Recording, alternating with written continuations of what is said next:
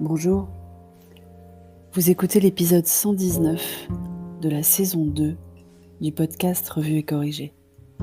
Cet épisode est tiré d'un billet du blog publié le 23 juin 2021 et s'intitule « Images d'Épinal ». Je viens de passer un jour et demi à Rennes. Enfin 24 heures en fait, mais le temps de trajet rajoute un peu. Parce que pour aller à Rennes depuis Bordeaux, il faut passer par Paris, sauf à conduire.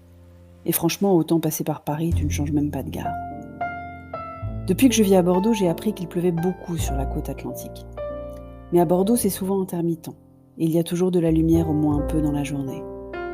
En plus, on sortait d'une tempête incroyable qui avait quand même fait s'écrouler 2 immeubles du vieux Bordeaux, dont je pensais que c'était passé, et que le mauvais temps s'était éloigné vers le centre et le nord. Bon, j'allais en Bretagne, j'ai quand même pris un parapluie dans la valise, au cas où.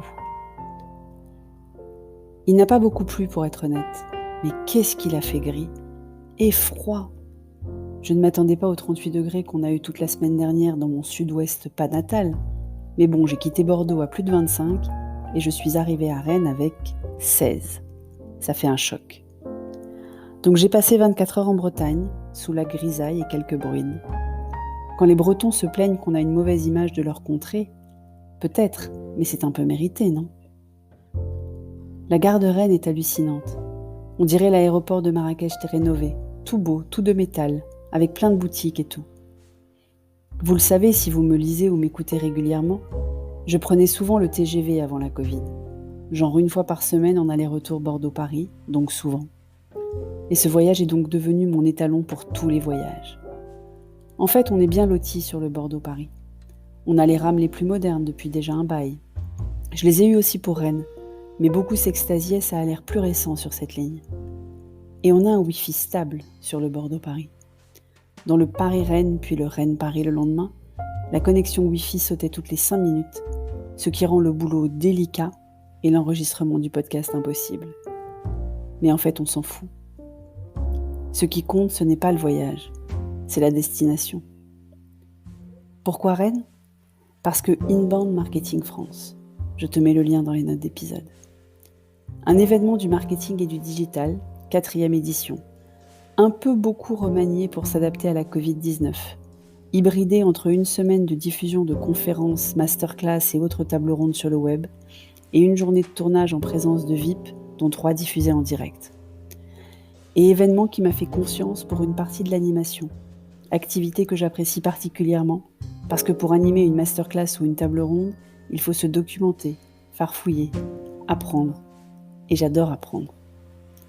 En plus, et j'en ai encore des étoiles dans les yeux, une des conférences diffusées en direct que je co-animais était celle de l'invité d'honneur, Seth Godin. Si tu n'es pas de ma partie du marketing, tu n'as aucune idée de qui c'est, et ce n'est pas grave. Si tu grenouilles dans les milieux marketing, tech, digital, tu en as forcément entendu parler.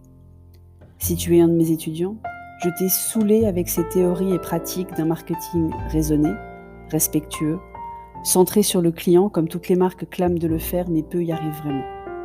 Seth était en direct de New York, Covid oblige, et nous à Rennes donc. Les quelques participants, une 60aine de la salle, étaient passionnés comme moi et ont pu aussi lui poser des questions. On leur a proposé de les poser en français, pensant que peu allaient prendre cette option. Que nenni ! La quasi-majorité a été posée en français, dont Seth ne parle pas un traître mot. J'ai donc traduit. Ce qui est un métier, je le rappelle, indépendamment de la qualité de maîtrise d'une langue, et pas du tout le mien de métier. J'ai fait quelques raccourcis, quand les contextes étaient trop riches. J'ai coupé en petits bouts, quand les questions étaient trop longues. Et j'ai apprécié chaque minute des réponses de Seth.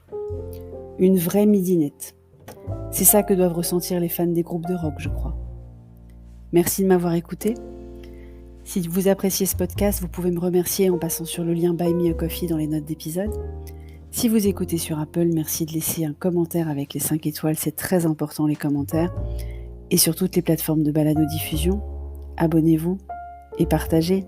À bientôt.